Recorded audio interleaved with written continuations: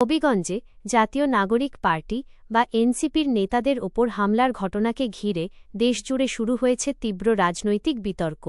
এটি কি পূর্বপরিকল্পিত রাজনৈতিক হামলা নাকি প্রশাসনের নিরাপত্তা ব্যবস্থার বড় ধরনের ব্যর্থতা?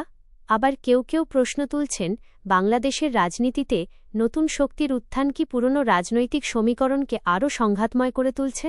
28 জুলাই হবিগঞ্জের আজমিরিগঞ্জে পদযাত্রা শেষে এনসিপির কেন্দ্রীয় নেতাদের বহরে হামলার অভিযোগ ওঠে। এতে সার্জিস আলম, নাসিরুদ্দিন পাটোয়ারিসহ একাধিক নেতাকর্মী আহত হন। কয়েকজন সাংবাদিকও হামলার শিকার হওয়ার অভিযোগ করেন এবং একাধিক গাড়ি ভাঙচুরের খবর সামনে আসে। ঘটনার পর এনসিপি অভিযোগ করে হামলায় স্থানীয় বিএনপি ও ছাত্রদলের কিছু নেতাকর্মী জড়িত। তবে অভিযুক্ত পক্ষ এই অভিযোগ অস্বীকার করেছে। ফলে প্রকৃত ঘটনা কি সেটি নির্ধারণে নিরপেক্ষ তদন্তের গুরুত্ব আরও বেড়ে গেছে। এখানেই শুরু হয়েছে সবচেয়ে বড় বিতর্ক।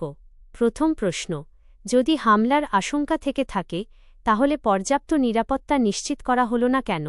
একটি রাজনৈতিক কর্মসূচি চলাকালে আইনশৃঙ্খলা বাহিনীর উপস্থিতি থাকা সত্ত্বেও কিভাবে এমন পরিস্থিতি তৈরি হল? দ্বিতীয় প্রশ্ন, এনসিপির সাম্প্রতিক রাজনৈতিক বক্তব্য কি মাঠ পর্যায়ে উত্তেজনা বাড়িয়েছে? সমালোচকদের একটি অংশ মনে করেন, প্রতিষ্ঠিত দলগুলোর বিরুদ্ধে ধারালো ভাষা রাজনৈতিক সংঘাতের ঝুঁকি বাড়াতে পারে। আবার অন্যদের বক্তব্য, রাজনৈতিক সমালোচনা গণতন্ত্রের স্বাভাবিক অংশ, এর জবাব কখনোই হামলা হতে পারে না। আরও একটি গুরুত্বপূর্ণ বিষয় সামনে এসেছে। জুলাই আন্দোলনের রাজনৈতিক উত্তরাধিকার নিয়ে বিভিন্ন দলের মধ্যে প্রতিযোগিতা কি নতুন ধরনের উত্তেজনা তৈরি করছে? বিশ্লেষকদের মতে এই প্রশ্ন বর্তমান রাজনৈতিক বাস্তবতায় উপেক্ষা করার সুযোগ নেই। এই ঘটনায় প্রশাসনের ভূমিকাও প্রশ্নের মুখে। হামলার অভিযোগ দ্রুত, নিরপেক্ষ ও স্বচ্ছভাবে তদন্ত না হলে জনমনে আরও বিভ্রান্তি তৈরি হতে পারে। একই সঙ্গে প্রকৃত দোষীদের বিচারের আওতায় আনা না গেলে রাজনৈতিক সহিংসতার সংস্কৃতি আরও উৎসাহিত হওয়ার আশঙ্কা থাকে। সবশেষে মনে রাখতে হবে, তদন্ত শেষ হওয়ার আগে কোনো পক্ষকে চূড়ান্তভাবে দোষী বা নির্দোষ বলা দায়িত্বশীল অবস্থান নয়।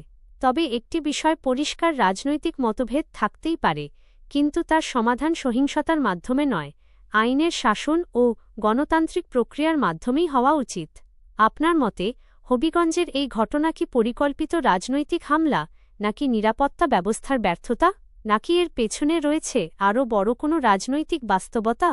আপনার মতামত কমেন্টে জানান। ভিডিওটি ভালো লাগলে লাইক, শেয়ার এবং সাবস্ক্রাইব করতে ভুলবেন না।